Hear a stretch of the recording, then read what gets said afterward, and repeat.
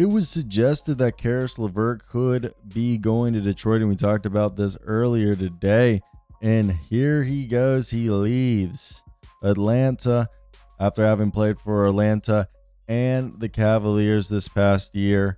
This was a guy that I thought he had a really good situation down there, but it seems that they might be prioritizing their money somewhere else.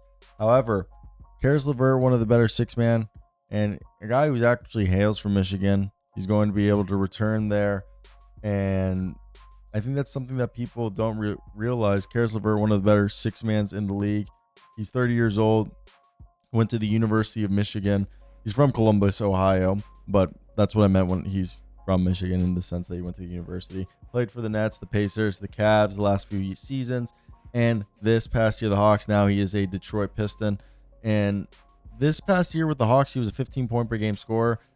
Now his shot with the Cavs was at 40%, while with the Hawks it was 34%. He's a career 34% three-point shooter.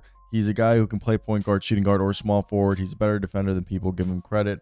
He's a guy who has career averages of 14 points, about four assists a game, 4 rebounds, and a steal a night. He's someone who is able to get to the rack, is also able to score from all 3 levels. Kind of got this herky-jerky style of play.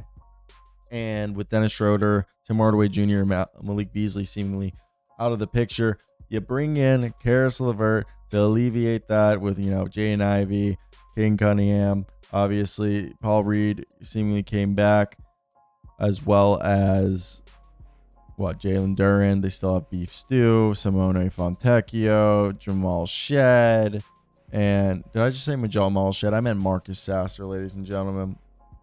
And with all that being said, I think this is definitely one of those situations where I think they've done a good job of finding pieces for this bench that they knew scoring, shot making, and shooting was all things, and just defense in general, and just veterans to help alleviate the pressure from Jaden Ivey and Cade Cunningham was the biggest thing. And this is a continuing trend, even though they lost a few of those guys. Having Caris LeVert there allows that second unit where it's Paul Reed, Beef Stew, Simone Fontecchio, Ron Holland, and Caris LeVert all be potential options. And if they can bring back at least Tim Hardaway Jr., who seems like the closest to being available at a minimum contract, I think that's not the end of the world. So to me, I want to hear your guys' thoughts so far. What do you guys think of the addition of Caris LeVert? He's going to be a guy who is going to help their second unit, and I wouldn't be surprised if he ends up being a six-man of the year candidate for this team, just from the way that he plays and how well he could be a good fit for JB Bickerstaff and Trajan Langdon's Detroit Pistons. So that's where I want to hear your guys' thoughts in the comment section down below. What do you guys expect and why? That's basically going to be my 2 cents on here. Cheers.